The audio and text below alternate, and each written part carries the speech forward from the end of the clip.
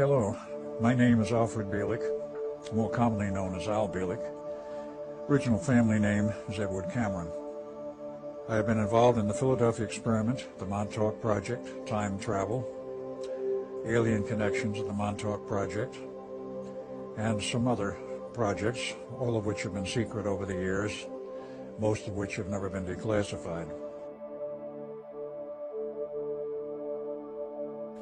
I wound up in the 28th century, and this was in the time period of 2749 to 2751 AD.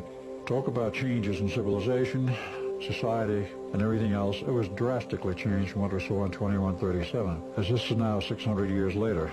The cities were enormous. The cities were beautiful.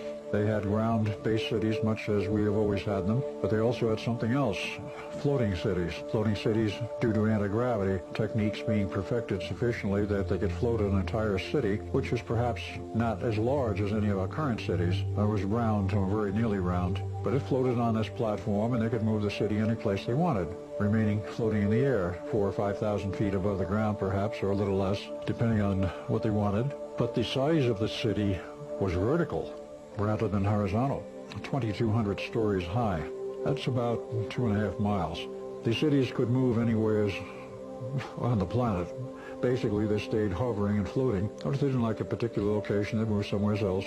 There wasn't that much traffic in moving cities, I can assure you, because the world population in that era, the 28th century, was only 500 million, and I was instructed later that was where they had held it for centuries. There would be no more than approximately 500 million population. Some of the features of this, let's start from the political standpoint. As I learned, all of these cities, whether they're ground-based cities, which the majority were, because they had to do manufacturing, they had to have agriculture and various other things to supply the needs of civilization. But all of them, whether floating or ground-based, were rather interesting in their governmental form. They had essentially no government. There's no government as we know it today. There was no money, there's no banks, there's no political jurisdictions, and there was resolved down to what would be best called a city-state structure, where the city is the state, and any other cities from that one are independent and operate in their own independent manner. So that was the major change there. There was no elected government, there was no appointed government, there was no government as we had ever seen it in the past. As I found out, each city was run by an intelligent computer, synthetic intelligence, synthetic consciousness, a highly radioactive crystalline structure. Who built them, I had no idea. Nobody seemed to know, but they've been there for hundreds of years. And this computer ran the entire city. There were guidelines set down, there were law books, but no courts. There were guidelines set down as to how you're to behave, what your parameters were. Within these parameters, if anything went, anything was not considered kosher within this realm, of this parameter limit, would be expressed as a yellow zone, i.e. a zone that you don't want to go into and you don't want to become involved in that type of behavior. If you got out into that area, you were given an invite for a reprimand to the computer, which there was one in every city, running each city. You would literally be called in for, shall we say, an interview or an audience with the computer, and you would be advised that you had broken the law, but it wasn't considered a felony, it was a misdemeanor. And such. If you were judged guilty, you were sent off to one of the work camps for whatever purpose they did in the work camps. Very much like today, I presume, where any kind of labor, menial or otherwise, had to be done was done. And that was compulsory, that was not voluntary. If you were called in because you had gone outside the yellow zone into what is called the red zone, which is basically what you would today call a felony offense, you were immediately called in for an interview. You were examined, looked at, talked to, and if the computer at that point thought that you were rehabilitable, that you could learn again to be sociable and within the social bounds of normalcy, you were given one more chance.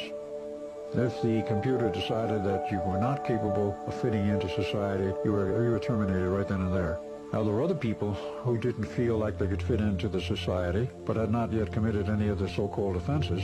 Literally, they were allowed to leave. The word was, if you don't like it here, go live somewhere else. Go out in the boonies if you want, live as a hermit, we don't care. And many did. I do not know what percentage. I was told that quite a lot of people had left the cities and gone out in the boondocks.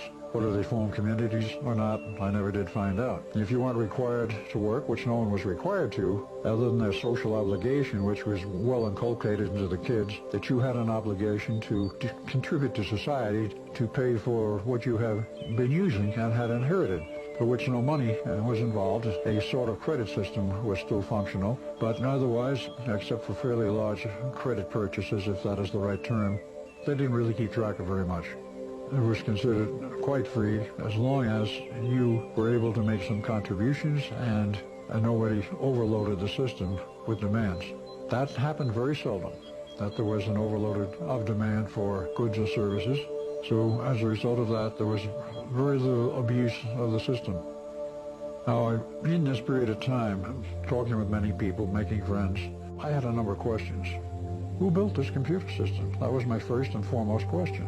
Who maintains it? What happens when it breaks down? Very common questions. No common answer. Very much uncommon answers. First question about the cities, who built them, who maintains them, who maintains the computers, was rather hard to answer and get an answer to. No one really knew much about the history of the construction of the city or how it ran, other than the computer, and you couldn't request an interview. You couldn't request to go in and ask questions. The aspect of how these computers communicated with each other was unknown, but it did make, the one I talked with did make a number of interesting statements over a period of time. They had been around for about 250 years in this format, in this system.